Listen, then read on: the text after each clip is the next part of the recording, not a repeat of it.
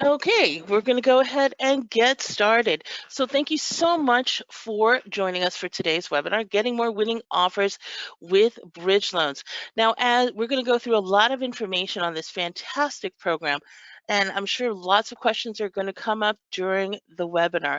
Please go ahead and use the little questions tool to questions or chat, and go ahead and ask the questions. And at the end of the webinar, we're going to go through all of your questions and make sure that everything is addressed. With that, I'm going to turn it over to today's speaker, Jim Voisard and Tim Turley. Take it away, Jim and Tim. Good morning, Rose, and thank you, Rose. Hello, Tim Turley. Hello, and Mr. Voisard. Hello to any and all SDAR members that are on this call.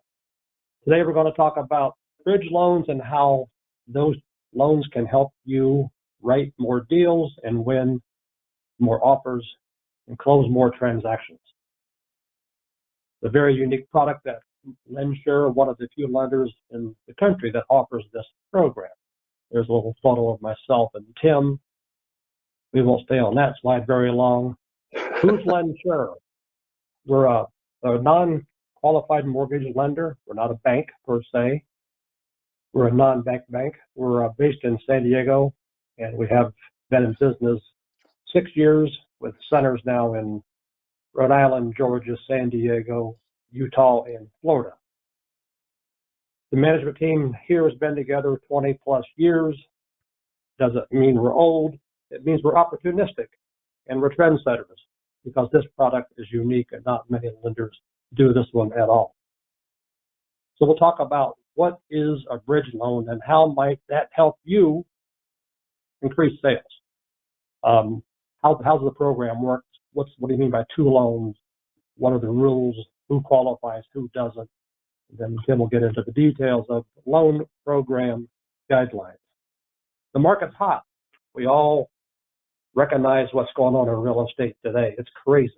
Sellers do not want to accept offers contingent on sale of a buyer's current home.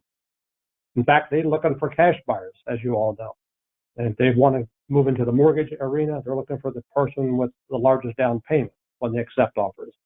So this bridge loan is going to help you eliminate that contingency or any hint of my house must sell first.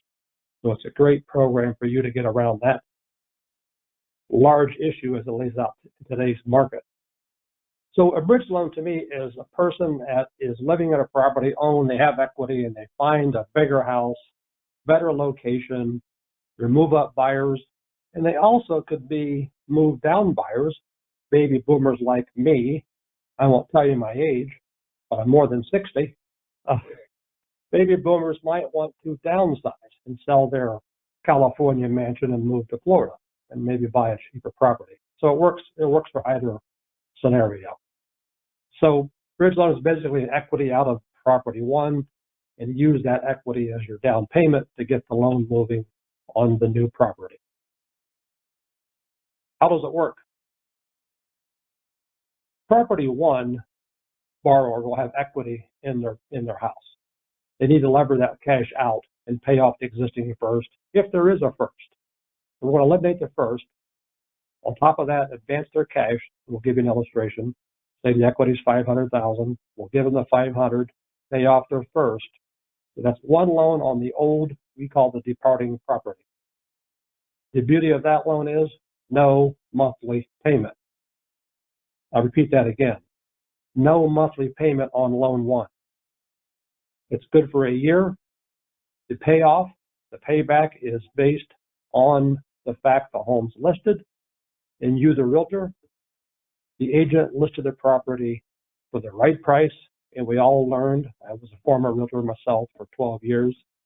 We all learned in real estate school that a property listed at the right price is half sold.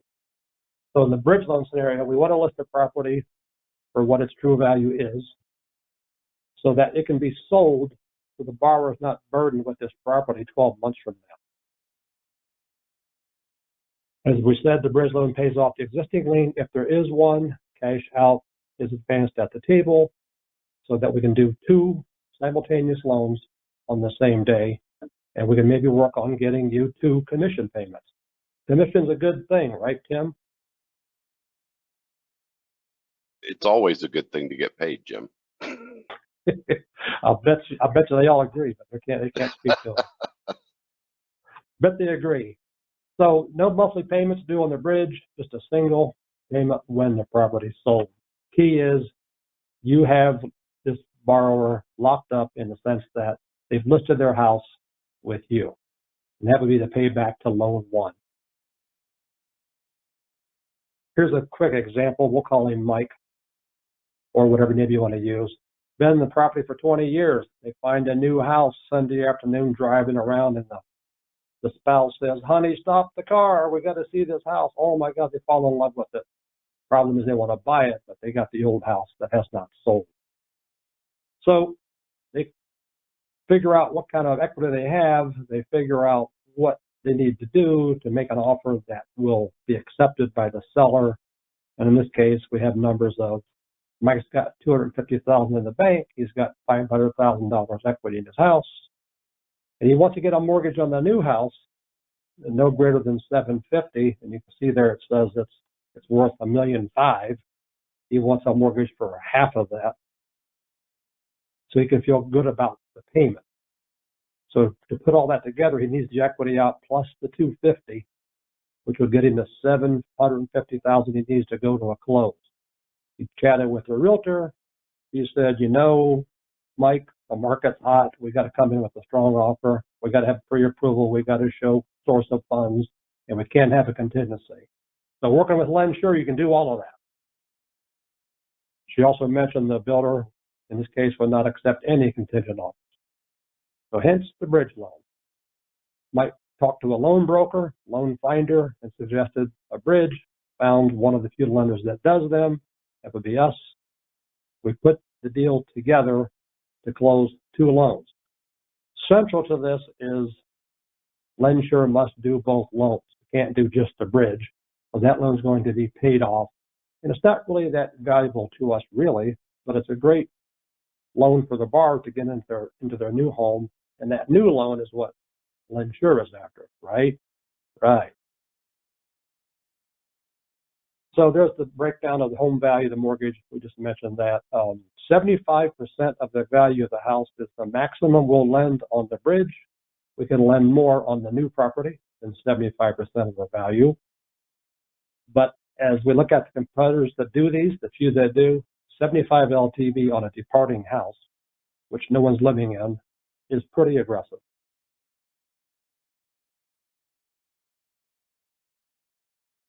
The bridge financing pays off existing lien, cash out $750, purchase price $1.5. You can see he needs $750. You can now see where that money came from. Here's a look at the 2 loans side by side.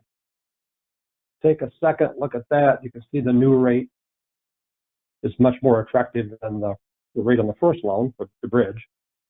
But that interest rate's going to be going away quickly if we listed the price, if we listed the value properly for the marketplace. That 7% shouldn't last more than 30 days, 60 days at the most. 2 first mortgage loans. Note the circle on the left column. No payment. Payment on the new house, $3,100 based on a 3% rate. I think we can do loans these days in the non-QM world in the 3s. Crazy times for all of us. So 3 months later, the realtor sold the house, got it paid in full, got their note marked paid in full, and everybody's living in the new house, and we're all happy. How the bridge loan helps. It helps you find the right home. And one of the most difficult things is the house. What house fits? They're not going to buy anything unless they love the new house. Once they find the new house that they love, the bridge loan comes in real handy for them if they're short cash. It's good for the bigger home upgrade buyer, but I also mentioned it also works in the reverse for someone that's downsizing.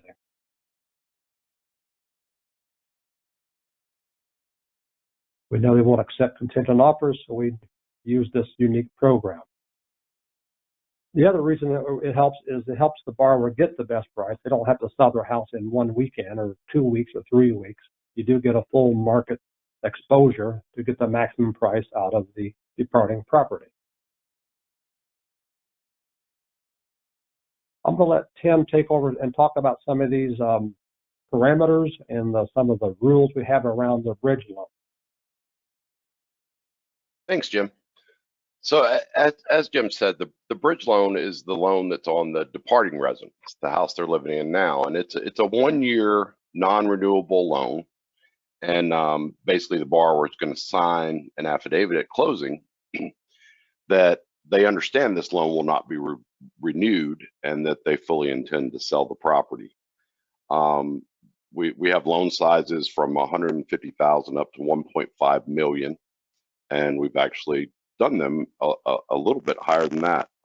We did one at 1.8 million last year. When we do the bridge loan, and keep in mind the bridge loan is on the departing residence, we also must always fund the purchase of the new home. We won't do one without the other. We want both loans because our goal is to have the second loan that's going to be paying us for 30 years.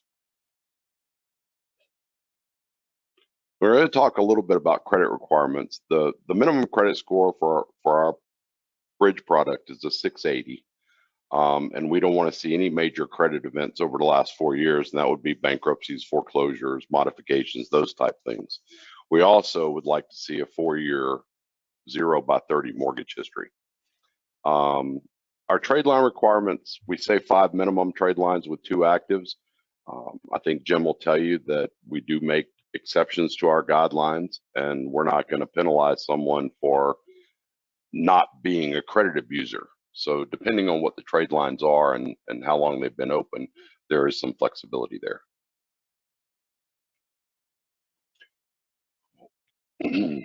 We basically, as Jim mentioned, there's no payment on the loan on the departing residence. So we're not going to count that payment in the DTI. We're only going to use their current liabilities along with the payment on the new permanent loan that we make. Tim, I got a question. Yeah, sure. Tim Bowe. On that departing property, we don't count the mortgage payment, but there's still a tax payment on it. Is the tax payment counted in the borrower's DTI? Like a lot of mortgage payments, we're gonna go ahead and make sure we've got the year's worth of interest of insurance and that the taxes are paid. And as long as that's the case at closing, we would not have to include those either. Perfect. Getting back to the income, we obviously do full doc loans, but we also do bank statements on this product as well. So you've got self-employed borrowers who maybe have some creative accounting and maybe not report all their income in the traditional way via tax returns. We can do a bank statement program where we basically have a simple self-employed questionnaire that they fill out. We establish an expense factor and we average their deposits and deduct the expense factor and come up with their income. We do that on all of our products, so it's very popular in the non-QM space that we're in. Hey Tim, are you saying that we need bank statements for deposits and tax returns? No. If you're doing a full doc loan and are self-employed, obviously we would want to see your tax returns. But on our bank statement program, we don't require any tax returns to be provided at all. We qualify the borrower strictly off their deposits. I like that. Yeah, it's a very popular program, Jim. One caveat that we threw in here is on the departing residence, we're not counting a payment, but we also cannot allow it to be rented. So we cannot include a rental payment in the income. So it won't affect your debt ratio negatively, but it also cannot affect it positively. We want that house to be sold, so we don't want it to be rented. And we'll go up to 50% on our DTI calculation. Debt to income ratio. Yep. So a couple of things on the bridge loan. We don't do rural properties, and you know, I would say that just it's going to need to be really rural. Just because a property's got 4 or 5 acres does not necessarily make it rural. And we want to see the listing on the house that you're leaving. The house they're selling to get that we're doing the first loan on, the departure residence, it must be listed, and we do request a copy of the listing agreement. Hey, Tim, the funniest definition I ever heard about when is a property rural, you know, and in our world here in San Diego is Ramona rural, not really. You get past Julian, maybe that's rural. The funniest definition I ever heard, the house must be within 5 miles of a Starbucks. The second funniest definition of a rural property I ever heard was, it can't be so far out in the country that a single person can't get a date. And that I one like made the me laugh second even one. harder. I actually live pretty far out in the country, and it's not rural, in my opinion. So, Now, you're a married guy. You're a married guy.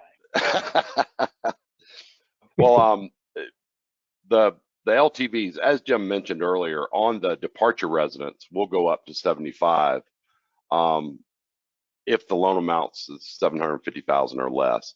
On the 750,000 to 1.5 million, we want to have a max LTV of 70%, and we do have a FICO minimum of 750 to get above 750,000. We will consider non-owner occupied and second homes on the departure residence. Those LTVs you'll see here are capped at 65 up to 750 and 60 to 750, and also requires a 750 minimum score. Whoa, Timbo, did you just tell me we can take equity out of a non-owner? Yes, sir, I did. You And guys we'll are also aggressive. consider allowing, we'll also consider that the new property could be a non-owner on a case-by-case basis. So non-owner on both ends. Gotcha. Yep. I actually think it's on one of these slides. There it is. So on the new loan, that's the loan on the house they're buying. We do go up to 80%, as Jim said, a little bit higher LTV on that. And we will consider a non-owner on the new home being a non-owner. We just have to really look at it close, make sure that's what the occupancy is going to be. And we have done a few of those. The other caveat is we will only do first liens on both properties. We must be in a first lien position. We can't have a second or a HELOC that subordinates or something on the departure residence.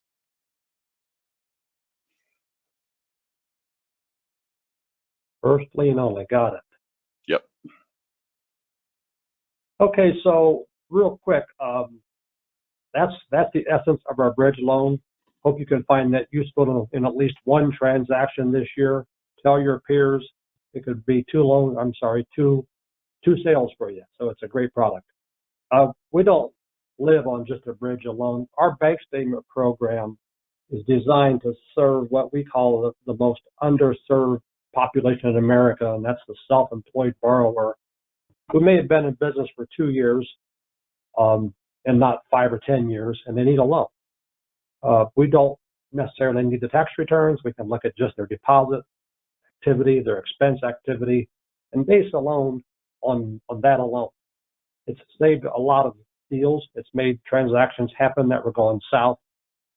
The typical borrower we see is 30% down. These folks have big FICO scores. Our average FICO is over 720. So these aren't high-risk loans we're doing to people with slow credit. That's not what we do. We're lending to people that have the ability to make the payment. Great program when you get away from the tax returns, and sometimes the banks are a little tight around 1040s and 1120s. The only other product I'll mention today is our Wealth Builder program. The Wealth Builder is designed for the investor who owns rentals, wants to buy more, or seeks to refinance the ones he has and pull cash out. That Wealth Builder program for non-owner properties is based on the property's rent. And if that rent payment is high enough to cover the PITI, we don't ask for any income. We don't ask for bank statements. We don't ask for W-2s. We don't ask for 1040s. Tim, what do we ask for?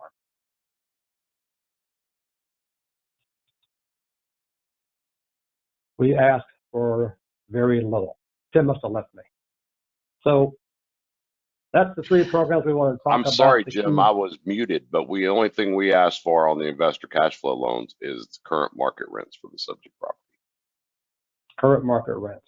Great loan. We're seeing, Tim, I would guess you're seeing hundreds of those loans per week now, given the market we're in.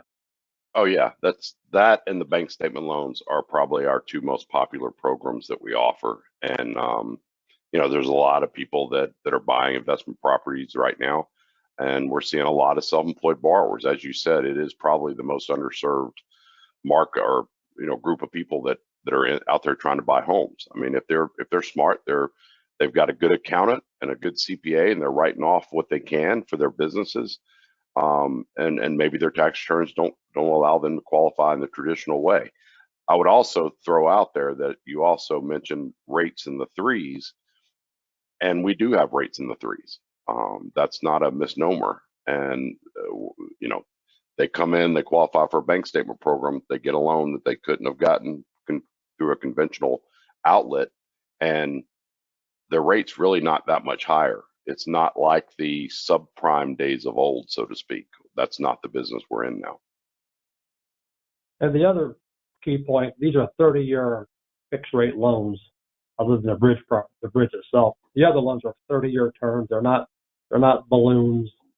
There's no prepayment penalties on these owner-occupied homes. So they're clean deals designed for good people, and they're common sense loans. I won't talk about the foreign national loan, but if you want to call us offline, we'll talk to you about how we do hundreds of those loans per month. And our non-warrantable condo project and condo-tel loans, call us offline. We'll talk to you about that one. Here's some people that we work with in the San Diego area. If you don't have a mortgage broker that you're working with, we're a wholesale lender. I mean, we're not retail per se. Our loans come to us through a mortgage bank or a mortgage broker. So here's some folks you could lean on to help get your loan processed and into us. But you also may have your own mortgage gal or your mortgage person that you use. No problem. We'll just approve that party, and they can submit the loan for you and keeping you out of the loan process. And you can focus on getting the bridge loan, that house, sold. So that's my spin on this. It's a great program. Anybody with Q&A, questions?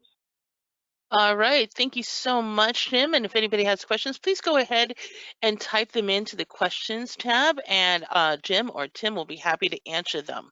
Somebody just wrote that these brokers are in San Diego. Do we have brokers across California and across the nation? Where do we lend everywhere or just in California? Tim, do you want to take that one? Yeah, I'm actually located in the eastern U.S. in Atlanta, and we currently lend in 42 states and have clients, brokers in all of those. If you could reach out to us afterwards, tell us where you're looking for. We can either point you to a customer or to a lender in that area. If you do not have one, if you do have one that's not set up with us, we have a very easy process to get set up with us for mortgage brokers. It doesn't require a lot of time, and while they're getting set up with us, we can go ahead and get the loan approved prior to them actually getting approved to us. We'll go ahead and take a look at it and see if we can do it. Okay, great. We have 1,000 plus approved mortgage brokers, mortgage bankers as well. So this is a non-issue. We can get the loan done for you guys. So call us. Okay. Do you offer interest-only programs so people can qualify for larger loans or larger payments, rather? We do offer interest-only program. We do not qualify on the interest-only payment unless it's a non-owner occupied property. That's an ATR rule that we don't have a choice in. So if they're buying a rental property, yes, we can qualify them based on the interest-only payment, and that includes our debt service coverage ratio, or that Jim mentioned earlier. Okay. And I think that is it for questions. There's a couple of questions that are here that I'm getting that are very specific to specific loan scenarios. So what I'm going to do is I'm going to reach out to you offline because I don't want to give you general information to your very specific questions. I want to make sure that you get the most complete and accurate information possible. So with that, I want to thank everybody for joining us today. Jim and Tim, do you have any parting words for our realtors on today's call? I No, I just I want would to say good luck to the realtors. List properties. I hope you find sales. We want you making commissions. When you get commissions, so do we. I couldn't agree more, Jim, and I'd like to thank everybody for taking a look at this. I've got some friends that are realtors and have talked to them about this product, and they began utilizing it, and it definitely is a way to get more sales and you know, not avoid some of the contingencies that people aren't happy with right now. With the market being what it is, people can't walk up with it. I will buy this house contingent upon mine selling because the sellers have got so many offers. That doesn't work. So it's definitely a good product to alleviate some of that. All right. Thanks, everyone. With that, thank you so much, everyone, for joining us today.